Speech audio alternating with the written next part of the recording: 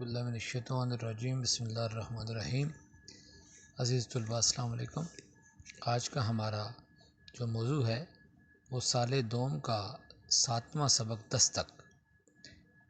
Dilawar Ali bag Mirza अदीब के नाम से मारूफ हुए, यानी उर्दू ड्रामा नगारी का एक मारूफ नाम जिसे अहले इल्म व अरफान मिर्ज़ा अदीब के नाम से जानते हैं। उनका दर्ज झैल ड्रामा उनके मजमूए पसे पर्दा से दिया गया है। दिलावर अली बेग जो है वो मिर्ज़ा अदीब 1914 में पैदा हुए। मिर्ज़ा अदीब उर्दू अदब में उर्दू ड्रामा के साथ साथ बतौर अफसाना निगार, कालम निगार और आबिती निगार के एक ख़ास मुकाम रखते हैं। इनकी तहरीरें नहायत ही उम्दा ज़ुबान में हैं जो दिल पर असर छोड़ने वाली हैं। उनकी सवाने उमरी मट्टी का दिया बहुत मशहूर हुई।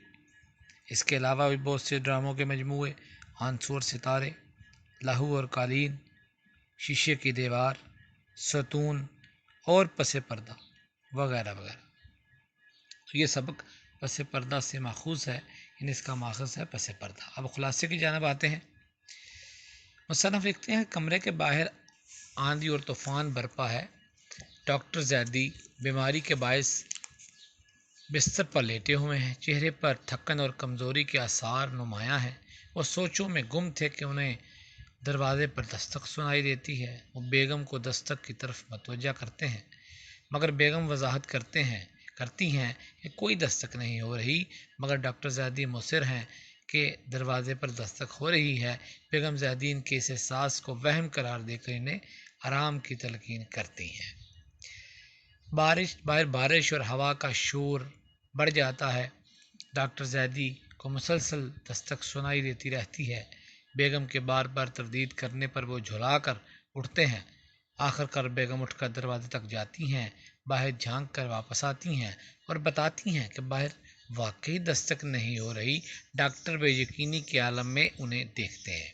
डॉक्टर ज़ैदी और बेगम ज़ैदी के दरमियान एक नौजवान डॉक्टर बुरहान का जिक्र छिड़ जाता है और वो उसकी फर्शनासी और काम से लगाव की तारीफ़ करते हैं। इसी दौरान दरवाजे पर काल बेल बजती है। बेगम ज़ैदी दरवाज़ा खोलती हैं, डॉक्टर बुरहान को वहाँ मौजूद पाती हैं। डॉक्टर बुरहान अंदर आकर डॉक्टर ज़ैदी का हाल अहवाल पूछते हैं, उन्हें दवा लेने और मुकम्मल आराम का मशवरा देते हैं। बेगम ज़ैदी डॉक्टर बुरहान को डॉक्टर ज़ैदी के वहम के बारे में बताती हैं। इसी दौरान डॉक्टर ज़ैदी माजी की यादों में खो जाते हैं और बताते हैं कि 18-20 साल पहले वो क्लिनिक से थके हारे घर आए तो एक बूढ़ा उनके घर आया। नौकर के मना करने के बावजूद वो कमरे तक आ गया। उसका बेटा सख्त बीमार था और वो ये सोचता था कि डॉक्टर ज़ैदी चलकर उसका मुआयना कर लें। थकावट के बायस डॉक्टर ज़ैदी ने साथ जाने से इनकार कर दिया। नौकर ने बूढ़े को कमरे से निकाल दिया और वो देर तक दरवाजे पर दस्तक देता रहा। डॉक्टर ज़ैदी सुबह उठे तो उनका ज़मीर मलामत करने लगा कि वो रात को बूढ़े के साथ क्यों न गए। डॉक्टर बुरहान ने जब ये वाक़या सुना तो डॉक्टर ज़ैदी को ये बताकर हैरान कर दिया कि वो उसी बूढ़े के पोते हैं जिनका बेटा उस रात एड़ियाँ रगड़ रगड़ कर मर रहा था। दरअसल बूढ़ा चला गया, लेकिन डॉक्टर ज़ैदी का ज़मीर अब भी कभी कभी दस्तक देता रहता है। डॉक्टर बुरहान ने डॉक्टर ज़ैदी को तसल्ली देते हुए कहा, अब आप आराम से सो जाएं, अब ये दस्तक नहीं होनी चाहिए। अज़ीज़ तलबा, आज के खुलासे से इतना ही।